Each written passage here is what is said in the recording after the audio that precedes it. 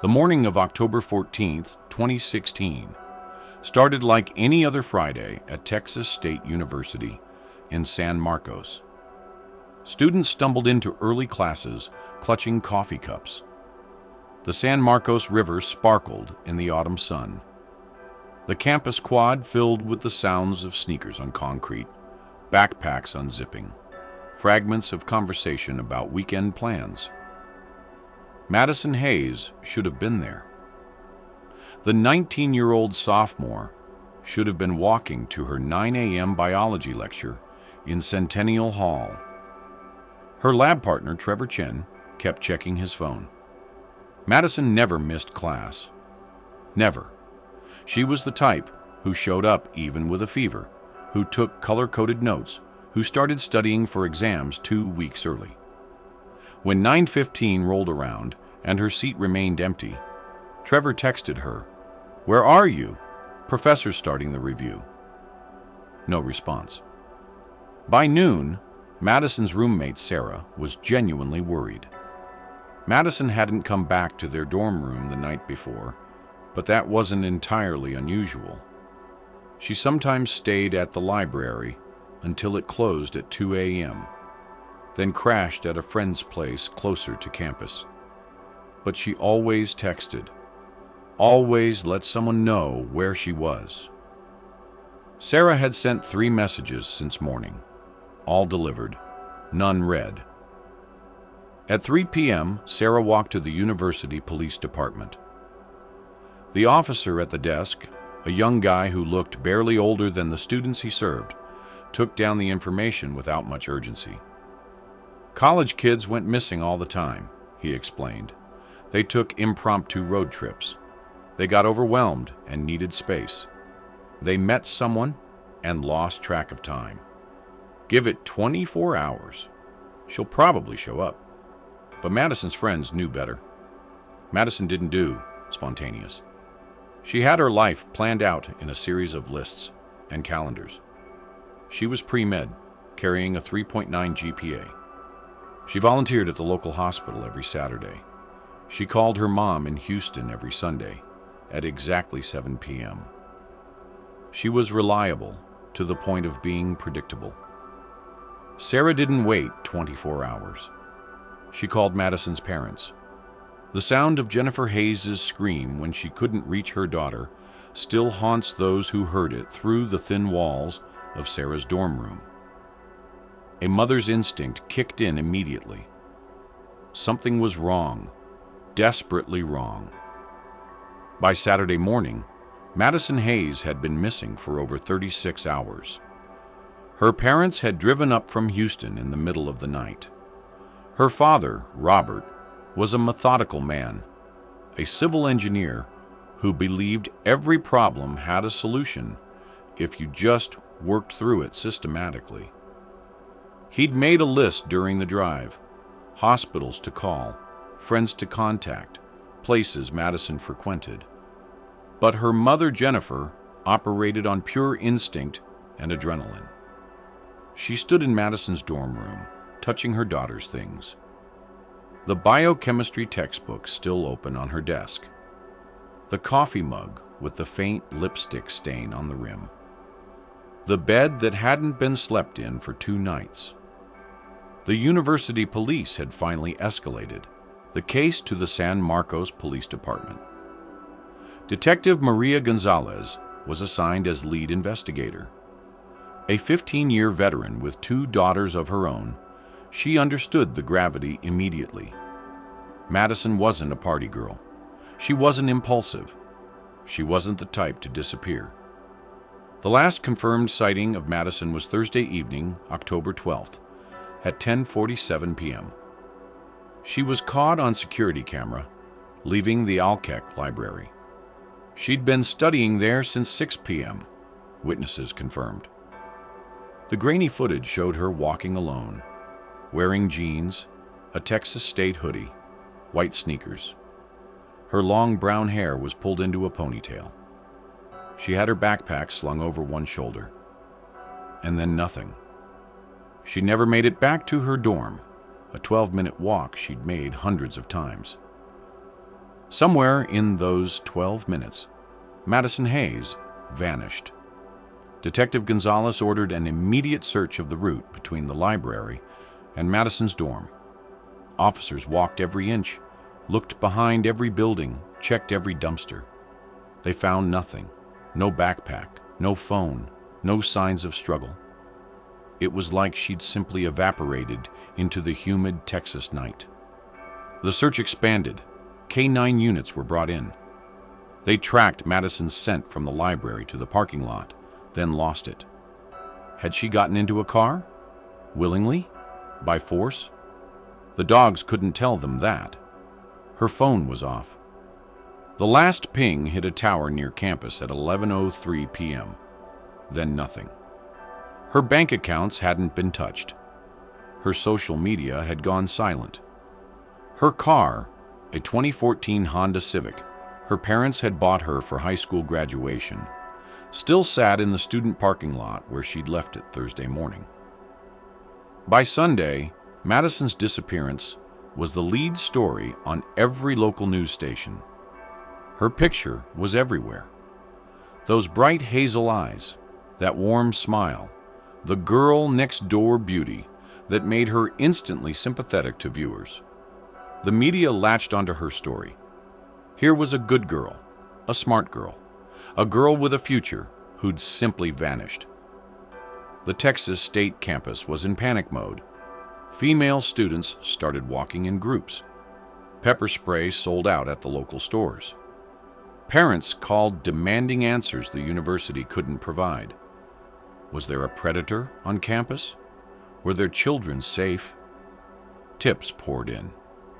Someone thought they saw Madison at a gas station in Austin. Someone else swore they'd seen her at a bar on 6th Street. A psychic called claiming Madison was being held in an abandoned warehouse. Every tip was followed. Every lead pursued. All went nowhere. As the first week ended with no sign of Madison, the investigation shifted. If she wasn't alive and needing help, then they were likely looking for a body. It's the calculation investigators have to make, the horrible pragmatic shift from rescue to recovery. Search teams spread out across Hays County. The San Marcos River was dragged. Helicopters with heat-sensing equipment flew grid patterns over rural areas. Volunteer groups combed through parks and wilderness areas. Madison's parents stood at search command posts, hoping and dreading in equal measure. The second week brought a development. Madison's roommate Sarah remembered something. There'd been a guy, someone Madison mentioned a few times. Not a boyfriend exactly, but someone she'd been talking to. She'd met him at a coffee shop off campus. Sarah didn't know his name, just that Madison had seemed excited about him initially, then stopped mentioning him about a week before she disappeared. This was the first hint that Madison might have had a secret, something she hadn't shared with friends or family. Detective Gonzalez pushed harder. Who was this man? Where was the coffee shop? What exactly had Madison said about him? Sarah tried to remember. The Grindhouse, she thought. That trendy place on Hopkins Street where students went to study and pretend they weren't checking each other out. Madison had been going there more often in the weeks before she vanished. Sometimes alone, sometimes with this mysterious guy. The Grindhouse had security cameras, but they only kept footage for 7 days. By the time investigators asked for it, the recordings from Madison's visits had been overwritten. Another dead end. But employees remembered Madison. She was hard to forget. Pretty, friendly, always tipped well. One barista, Amy, remembered seeing her with a guy a few times, older than Madison, maybe mid-20s. Good-looking in a clean-cut way. Dark hair, athletic build. They'd sat in the corner booth, talked quietly, seemed intimate, but not overtly romantic. Amy didn't know his name, but she remembered something else. He'd paid with a credit card once when Madison was in the bathroom. She didn't remember the name on the card, but she remembered it was a faculty card. The university gave them to staff and graduate students. They got a 10% discount. Now investigators had something. A man, possibly connected to the university, who'd been seeing Madison secretly in the weeks before her disappearance. They pulled records of every male faculty member, staff member, and graduate student. Hundreds of names. They started showing photos to Amy and other coffee shop employees. On October 28th, 2 weeks after Madison vanished, a couple hiking in Palmetto State Park, about 30 miles from campus, noticed a smell. They followed it off the trail into a ravine thick with vegetation. That's where they found her. Madison Hayes had been dead for approximately 2 weeks. The medical examiner determined she'd been strangled. There were no signs of sexual assault, but there were defensive wounds on her hands. She'd fought back. Her backpack was found nearby, her phone inside, destroyed by 2 weeks of exposure to the elements. The news hit the community like a thunderclap. Parents who'd hoped for a runaway story, a misunderstanding, a girl who'd turn up safe, now faced the reality. A young woman had been murdered. Someone in their community was a killer. Madison's parents were destroyed. Jennifer Hayes would later say she felt her daughter's death physically, like her heart had been ripped from her chest. Robert threw himself into demanding justice, calling the police daily, hiring a private investigator, offering a $50,000 reward for information. But leads were thin. The body had been exposed to the elements too long for much forensic evidence. No DNA under her nails, despite the defensive wounds. No usable fingerprints. The rain that had fallen in those 2 weeks had washed away potential evidence. The mysterious man from the coffee shop became the focus. Investigators worked through their list of university-affiliated males. They interviewed dozens. All had alibis. All voluntarily provided DNA samples that didn't match the trace evidence found on Madison's clothing. By December, the case was cooling. The media had moved on to other tragedies. The campus slowly returned to normal, though female students still walked in groups after dark. Madison's parents returned to Houston, to a house that felt too quiet, to a daughter's empty bedroom they couldn't bear to change. Detective Gonzalez kept working the case, but she was realistic. Without new evidence, without a witness coming forward, without someone making a mistake, Madison's murder might never be solved. It was every investigator's nightmare, knowing someone had committed murder and gotten away with it. The case file grew thicker with dead-end leads and eliminated suspects.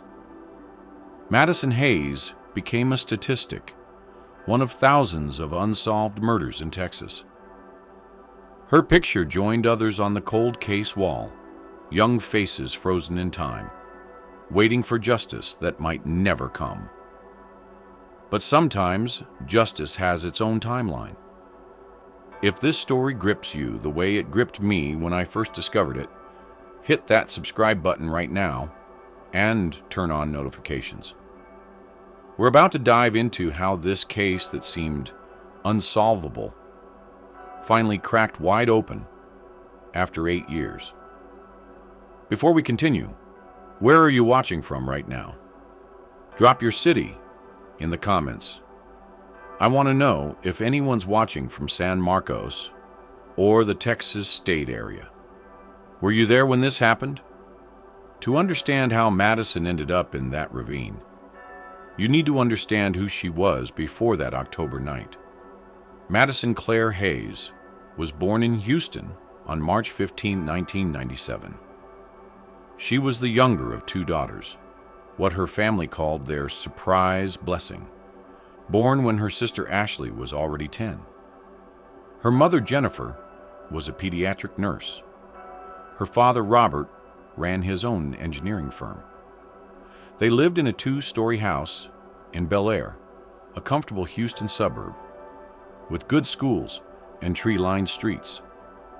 It was the kind of childhood that looked perfect from the outside, and by most measures, actually was.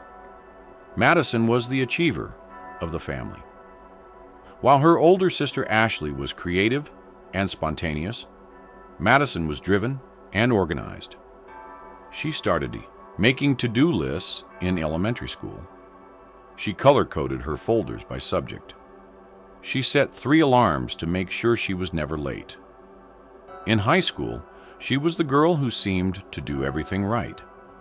National Honor Society, volleyball team captain, student council, volunteer work at Texas Children's Hospital every Saturday. She wasn't trying to pad her college applications. She genuinely wanted to help. She'd decided at 14 she wanted to be a pediatric oncologist after watching doctors save her best friend's little brother from leukemia. Her teachers at Bel Air High School remembered her as intense but kind. The type of student who'd stay after class to make sure she understood concepts perfectly, but also tutored struggling classmates for free. She had a small, tight circle of friends who called her Maddie and knew she was the one to call when you needed advice or a ride or someone to listen without judgment. She dated a boy named Marcus, her junior and senior year. They were the couple everyone assumed would get married someday.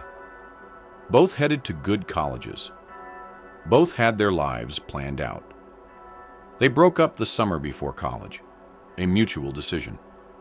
They were going to different schools, different states even. Marcus went to Rice. Madison chose Texas State. Why Texas State? People asked her that a lot. With her grades and SAT scores, she could have gone somewhere more prestigious. UT Austin, maybe even out of state. But Madison had fallen in love with San Marcos when she visited. The campus was beautiful. The pre-med program was solid. It was close enough to Houston to drive home, but far enough to feel independent. Her freshman year was everything college should be. She lived in the dorms, made friends, joined the pre-med society. She struggled with organic chemistry first semester, the first B+ of her academic career. And it nearly broke her, but she adjusted, found study groups, aced the second semester. She didn't party much. A few gatherings, the occasional Friday night at an apartment party. But she was usually the designated driver, the one making sure her friends got home safe. She tried marijuana once, hated how it made her feel out of control, never tried it again. She was focused on her goals, maybe to a fault. The summer between freshman and sophomore year, she stayed in Houston, shadowed doctors at MD Anderson, and studied for the MCAT even though it was years away. Her parents worried she was putting too much pressure on herself. Her sister Ashley, now 29 and married with a toddler, told her to lighten up, enjoy college. But Madison couldn't help herself. She'd always been this way. Sophomore year started strong. She'd gotten into upper-level biology courses. She had a single room in a better dorm. She was a teaching assistant for an intro chemistry lab. Everything was on track. But something shifted in September 2016. Her friends noticed it first. Madison seemed distracted, checking her phone more often, smiling at texts she wouldn't share. She started dressing differently, nothing dramatic, but she wore makeup more often, chose more flattering clothes. She was seeing someone, they assumed. But Madison was secretive about it. Her roommate Sarah had asked directly, "So who's the guy?" Madison had blushed, actually blushed, something Sarah had never seen. "It's nothing serious, just someone I met. I don't want to jinx it by talking about it." That was late September. 2 weeks later, Madison was dead. The relationship, whatever it was, had developed quickly. Friends would later tell investigators that Madison had seemed happy those last few weeks, but also stressed. She'd mentioned once that things were complicated with this new guy. When pressed for details, she'd changed the subject. Her parents knew nothing about him. During their weekly calls, Madison talked about classes, friends, her volunteer work at the local hospital. She never mentioned meeting someone. That wasn't like her. She'd always been open with her parents, especially her mom. Looking back, there were signs something was off. Madison had started missing study group sessions. She'd been late to her volunteer shift twice, something that had never happened before. She seemed tired, distracted. Her grades on the first round of midterms were lower than usual, still good, but not her standard. The last time her mother spoke to her was Sunday, October 9th, at exactly 7 p.m., their standing phone date. Madison had seemed normal, maybe a little quiet. She'd mentioned being stressed about an upcoming exam. She'd asked about her nephew, Ashley's son. She'd said, "I love you," at the end of the call, like always. 4 days later, she was gone. Fall 2016 in San Marcos was typical Texas weather, still hot during the day, cooling off at night. The Texas State campus was hitting its stride. Football season was in full swing. Midterms were approaching. The energy was high, that distinctive college mixture of stress and freedom. The Grindhouse coffee shop, where Madison had been meeting her mystery man, was a San Marcos institution. Open from 6 a.m. to midnight, it survived on college students' caffeine addictions and need for Wi-Fi. The corner booth where Madison and her companion sat had a view of the street, but was tucked away enough for privacy. After Madison's body was found, investigators spent hundreds of hours trying to identify the man from the coffee shop. They interviewed every male connected to the university who even vaguely matched the description. Graduate students, teaching assistants, junior faculty, administrative staff. They all had alibis. They all provided DNA. None matched. The investigation expanded. Maybe he wasn't affiliated with the university. Maybe the faculty card was borrowed or stolen. They looked at men who'd been fired or left the university recently. They checked local businesses, thinking maybe he worked somewhere that had a partnership discount with the coffee shop. Nothing. Nada. It was like this man was a ghost. Detective Gonzalez was frustrated. They had a victim. They had a timeline. They had a location where the body was found. But they had no suspect, no motive, no clear understanding of how Madison had gone from the library to a ravine 30 miles away. The forensic evidence was minimal. Madison had been strangled with something soft, likely fabric, possibly a scarf or shirt.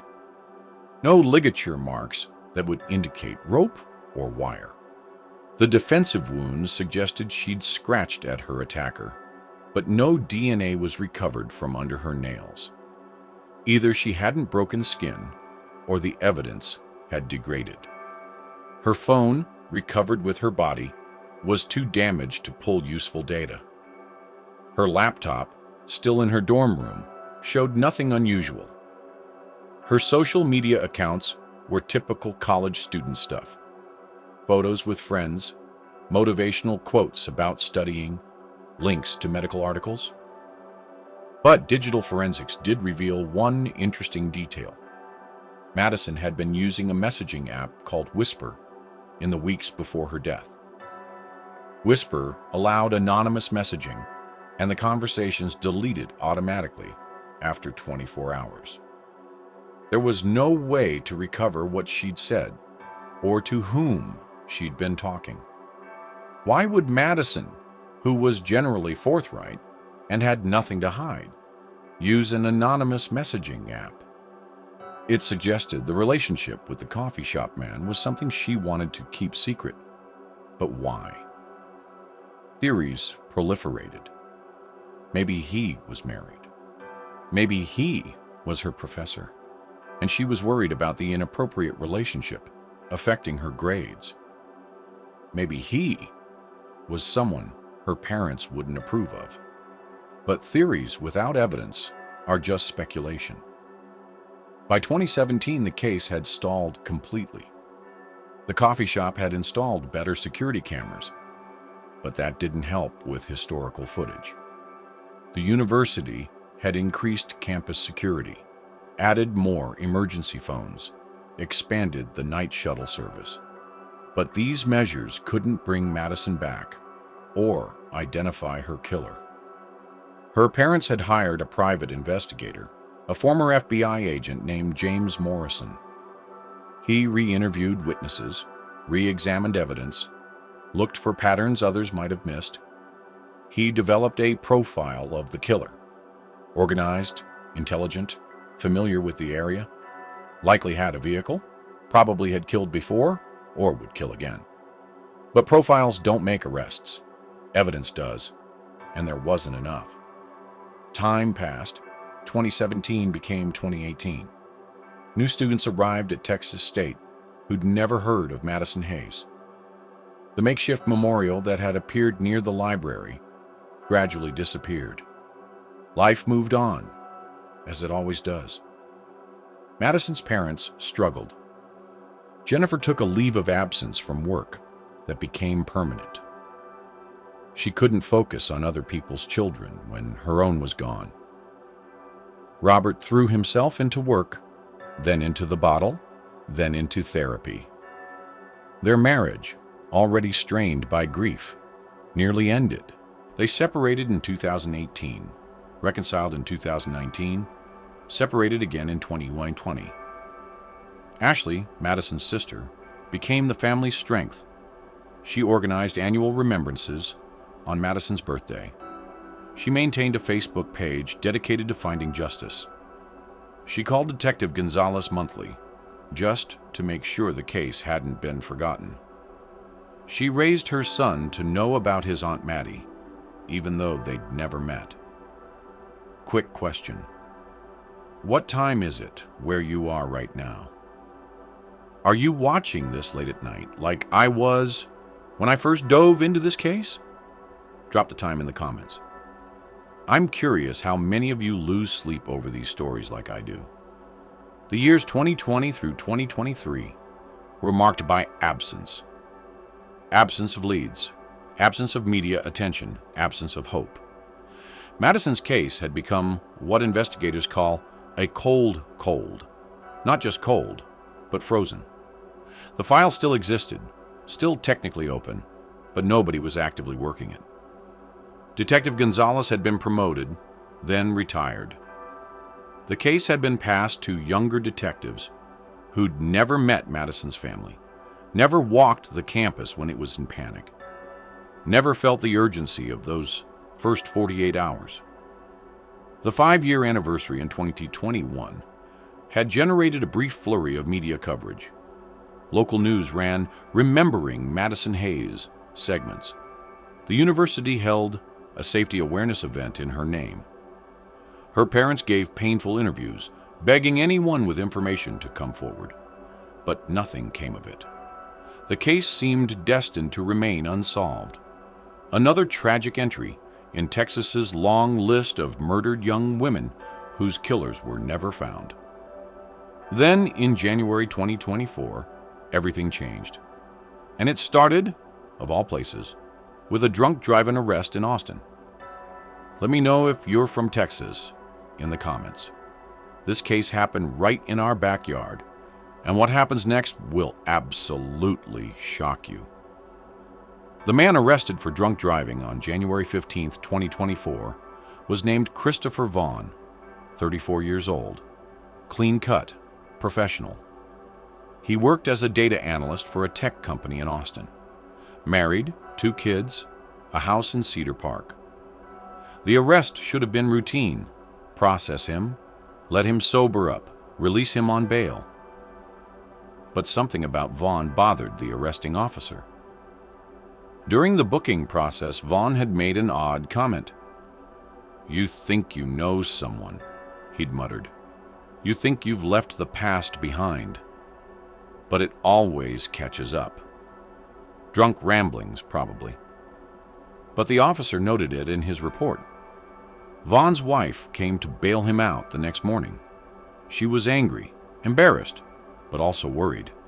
Her husband had been acting strange for weeks, drinking more, not sleeping, jumping at unexpected sounds. She'd asked what was wrong, but he wouldn't talk about it. The DUI charge meant Vaughn had to submit a DNA sample, standard procedure in Texas for certain arrests. That sample went into the state database, where it would be compared against unsolved cases. 2 weeks later, Detective Carlos Ramirez of the San Marcos Police Department got a notification that made him spill his coffee. There was a match. Christopher Vaughn's DNA matched trace evidence from the Madison Hayes murder. Ramirez had inherited the Hayes case 6 months earlier when he'd joined the cold case unit. He'd reviewed the file, been struck by the tragedy, but hadn't expected to solve it. Now he stared at the screen, reading the match notification 3 times to make sure he wasn't misunderstanding. The match wasn't perfect. It wasn't Vaughn's DNA on Madison's body. It was familial. The DNA from the crime scene came from a close male relative of Christopher Vaughn. Ramirez's pulse quickened. He pulled Vaughn's family records. Father, deceased. Brothers, none. Uncles, 2, both living out of state and over 60. But there was one more male relative, David Vaughn, Christopher's older brother. David Vaughn, 38 years old. And here's where it gets interesting. In 2016, he'd been a graduate teaching assistant at Texas State University. Ramirez felt the pieces clicking into place. He pulled David Vaughn's university records. Political science PhD candidate from 2015 to 2017. Taught undergraduate courses. Had access to faculty facilities, including a faculty discount card for local businesses, including the Grindhouse Coffee Shop. Physical description: 5'11", athletic build, dark hair. Matched the coffee shop witnesses' descriptions perfectly. But why had nobody identified him during the original investigation? Ramirez dug deeper. David Vaughn had been interviewed in November 2016 as part of the sweep of university-affiliated males. He'd provided an alibi, said he was grading papers in his campus office the night Madison disappeared. Nobody could confirm it, but nobody could disprove it either. And crucially, he'd somehow avoided giving a DNA sample. The notes said he'd agreed to provide one, but then left the university suddenly in December 2016, citing family emergency. He'd never returned, never finished his PhD. The DNA sample was never collected. David Vaughn now lived in San Antonio, worked as a high school history teacher, married since 2018, no criminal record, model citizen, except potentially for one October night in 2016. Ramirez knew he needed more than familial DNA to make an arrest. He needed direct evidence linking David Vaughn to Madison Hayes. He started with the coffee shop. Armed with Vaughn's photo from 2016, He tracked down Amy, the barista who'd remembered Madison meeting with an older man. Amy was now 29, working as a marketing manager in Austin. When Ramirez showed her the photo, her reaction was immediate. "That's him, absolutely. I remember because he had this intense way of looking at you. Like he was memorizing everything. It made me uncomfortable." Next, Ramirez looked for connections between Vaughn and Madison. Were they in any classes together? No, Madison was pre-med. Vaughn was political science. But then he found it. Madison had been randomly assigned to a focus group for Vaughn's dissertation research in September 2016. The topic: stress responses in high-achieving undergraduate students. The focus group had met 3 times. Vaughn had conducted follow-up interviews with participants. Madison had been one of 8 students involved. The others, when tracked down, remembered Vaughn paying special attention to Madison. "It was creepy," one former participant said. "He kept asking her specifically for examples, kept focusing on her answers." Ramirez obtained a warrant for David Vaughn's DNA, but he didn't want to alert him, risk him running. So they waited, watched. On February 28, 2024, Vaughn threw away a coffee cup at a Starbucks in San Antonio. Officers retrieved it. The DNA was a perfect match to evidence from Madison's body. On March 1, 2024, David Vaughn was arrested at the high school where he taught. Students watched in shock as their history teacher was led away in handcuffs. His wife collapsed when police told her why. The quiet life he'd built over 8 years crumbled in minutes. Under interrogation, Vaughn initially denied everything. He didn't remember Madison Hayes, never met her outside of the research group. The DNA must be wrong. But when confronted with the coffee shop witnesses, the DNA evidence, the timeline, something in him broke. He didn't confess exactly, but he stopped denying. His lawyer shut down the interrogation, but investigators had enough.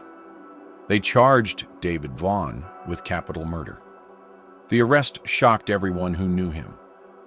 Fellow teachers described him as dedicated, patient, good with troubled students. His wife said he was a loving husband, attentive father to their 2 young daughters. Nobody could reconcile the man they knew with someone capable of murder.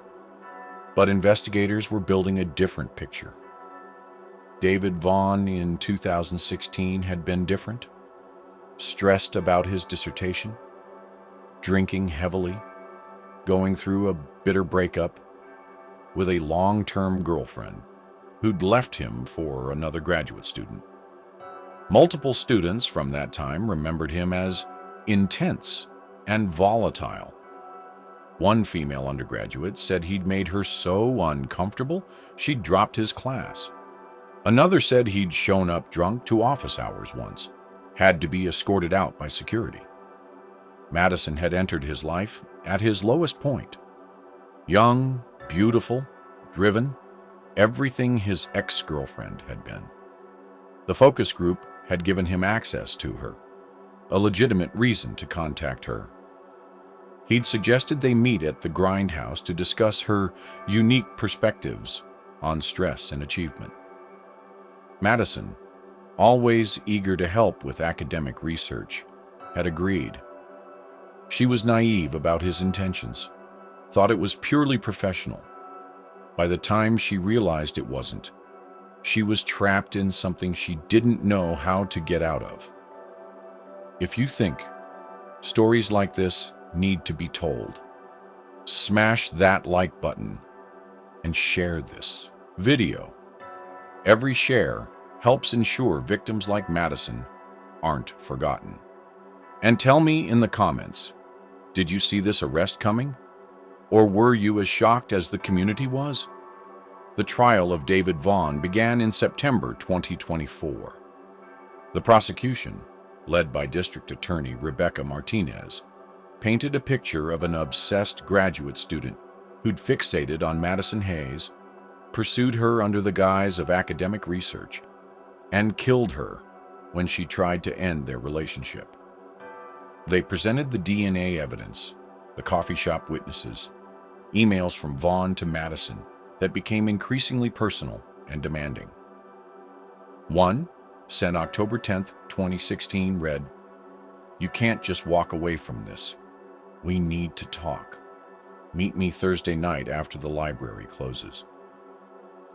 Madison had never responded to that email.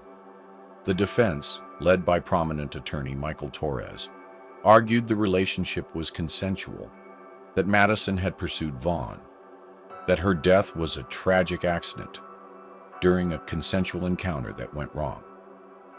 They pointed to the lack of sexual assault, the absence of Vaughn's DNA under Madison's nails, the fact that he'd never been violent before or since. But the prosecution had one more piece of evidence, discovered during a search of Vaughn's former campus office. Hidden in a filing cabinet, forgotten for 8 years, was Madison's missing student ID card. Vaughn had kept a trophy. Madison's parents attended every day of the trial. Jennifer Hayes aged years in those weeks, reliving her daughter's final moments. Robert Hayes stared at Vaughn with such intensity that the judge had to warn him about his behavior.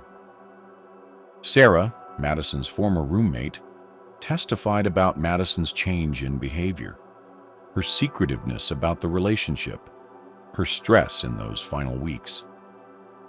She told me once that she'd gotten involved with someone she shouldn't have, that she didn't know how to get out of it without causing problems. Amy, the barista, testified about watching Madison and Vaughn at the coffee shop. She looked uncomfortable the last time I saw them together, like she wanted to leave, but didn't know how. The medical examiner testified that Madison's death was caused by manual strangulation. It would have taken 4 to 6 minutes. She would have been conscious for most of it, fighting, aware of what was happening. The jury was shown photos of the ravine where Madison was found. The prosecution argued Vaughn had chosen it deliberately, a place he knew from hiking, isolated enough that she wouldn't be found quickly. Vaughn never took the stand.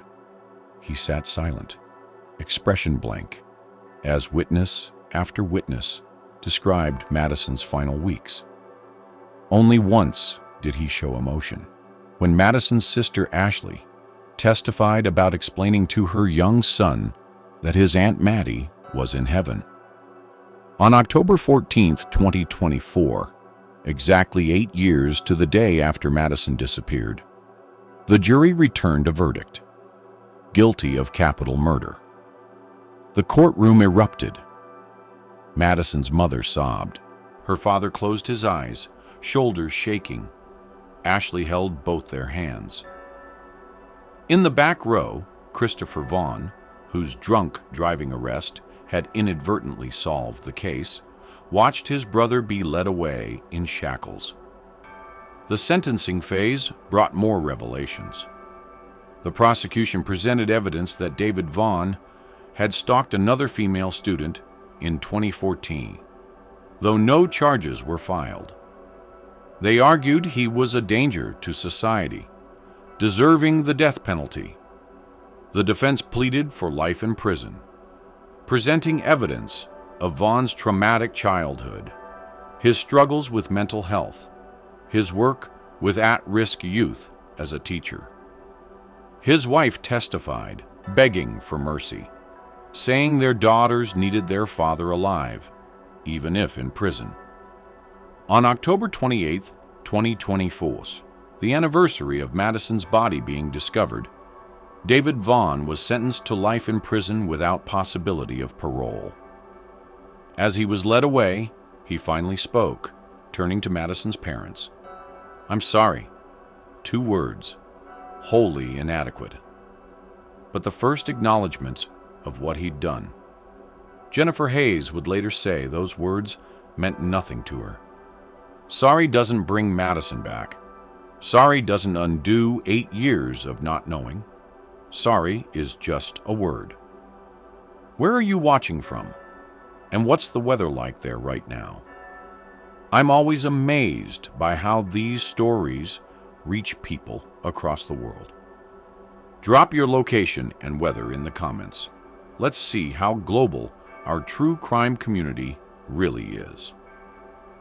The impact of Madison's case rippled far beyond the courtroom. Texas State University implemented new safety protocols, including mandatory background checks for all graduate teaching assistants and strict guidelines about faculty-student interactions outside academic settings. The Grindhouse installed panic buttons in all booths and trained staff to recognize signs of uncomfortable situations. They now keep security footage for 30 days instead of 7. A law was proposed in the Texas legislature, Madison's Law, requiring DNA collection from all university employees who have direct student contact. It's still being debated. Madison's parents established the Madison Hayes Foundation, providing scholarships for female pre-med students and funding safety programs on college campuses. They speak at universities across Texas, warning students about the dangers that can hide behind professional relationships. Sarah, Madison's former roommate, became a victim's advocate. She speaks to college freshmen about recognizing red flags in relationships, trusting instincts, and the importance of friends looking out for each other. The case changed how cold cases are approached in Texas. The accidental break from Christopher Vaughn's DNA has led to a push for expanded familial DNA testing in unsolved cases. 3 other cold cases have been solved using similar techniques since Madison's case broke. Detective Gonzalez, though retired, came to the trial every day.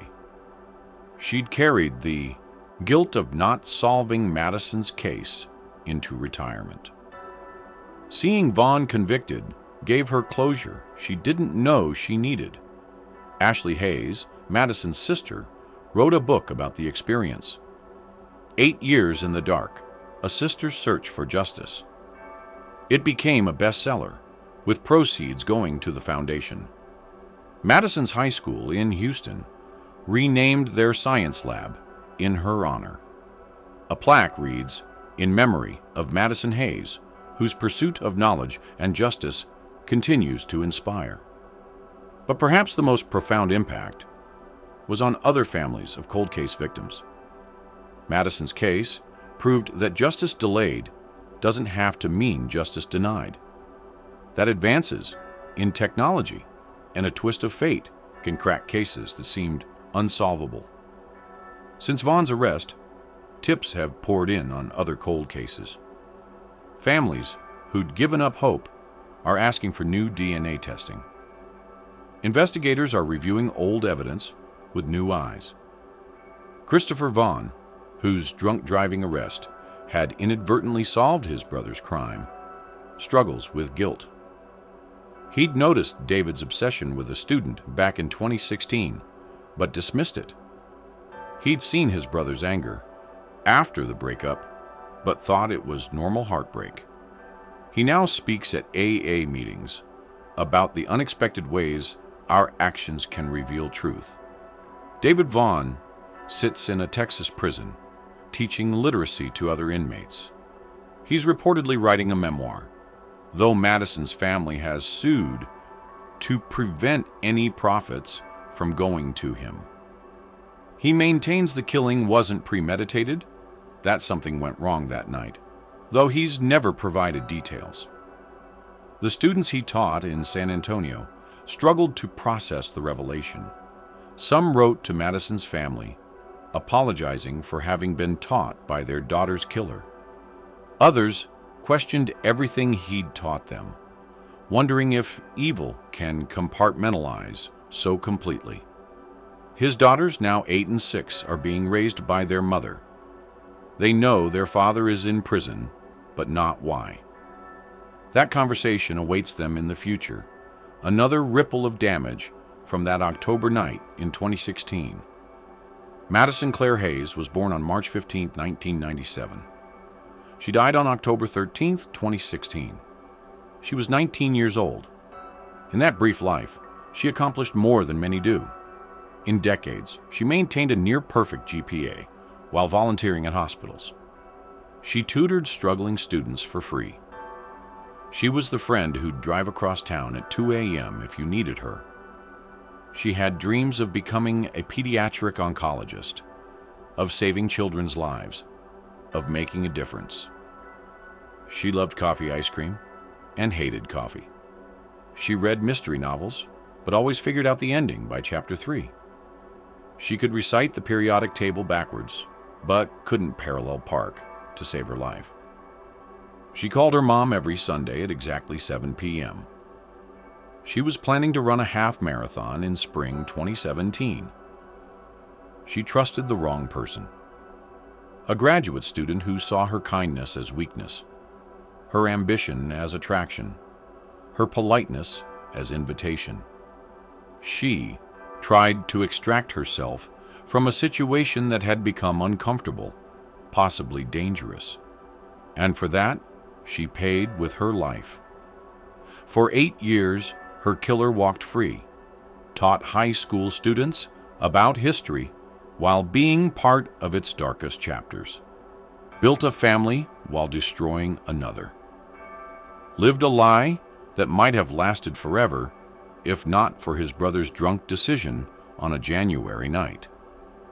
Justice finally came, not through brilliant detective work or advanced planning, but through the random convergence of a drunk driving arrest, familial DNA, and investigators who refused to give up.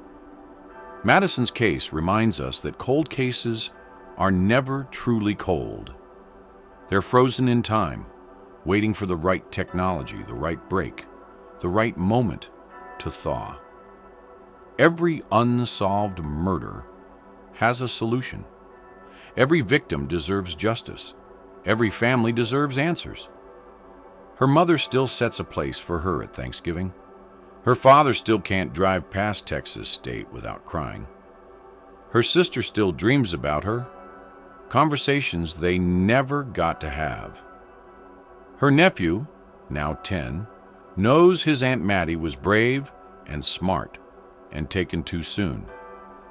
The Grindhouse Coffee Shop has a small plaque by the corner booth where Madison used to sit. Most students don't notice it. Those who do might wonder about the inscription. For Madison, may all our daughters find their way safely home. David Vaughn will die in prison decades from now, having spent more years behind bars than Madison got to live. It's justice of a sort, but it doesn't balance the scales. Nothing could. Madison should be 27 now. She should be in her medical residency, saving lives, making her parents proud. She should be calling her mom every Sunday at 7 p.m. She should have had the chance to become everything she was working toward. Instead, she's a cautionary tale, a cold case solved, a justice delayed, but not denied. She's a reminder that predators can hide behind education and authority. That danger doesn't always look dangerous.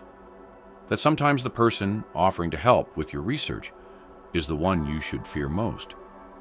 But she's also more than her death. She's the inspiration for safety protocols that have protected countless students. She's the reason other families have hope their cold cases might be solved. She's proof that time doesn't erase truth, it just delays its revelation. Madison Hayes lived 19 years, 6 months, and 28 days. It wasn't nearly enough. But in that time, she touched lives, inspired others, and left a mark that her killer could never erase. Her death was senseless, brutal, wrong. But her life had meaning, has meaning, will always have meaning. Rest in peace, Madison. You deserve so much better, but you're not forgotten. You never will be. If Madison's story moved you, please share this video. Subscribe to this channel for more deep dives into cases that demand to be remembered. Hit that notification bell and tell me in the comments, what case should I cover next? What story needs to be told? What victim deserves to have their name spoken, their life honored, their justice pursued? Because that's what we do here. We remember. We refuse to let victims become statistics. We keep pushing for answers, even when they take 8 years to arrive, even when they come from the most unexpected places. Madison Hayes mattered. She still matters. And as long as we keep telling these stories, she always will. Thank you for watching. Thank you for caring. And thank you for being part of a community that believes every victim deserves justice, no matter how long it takes.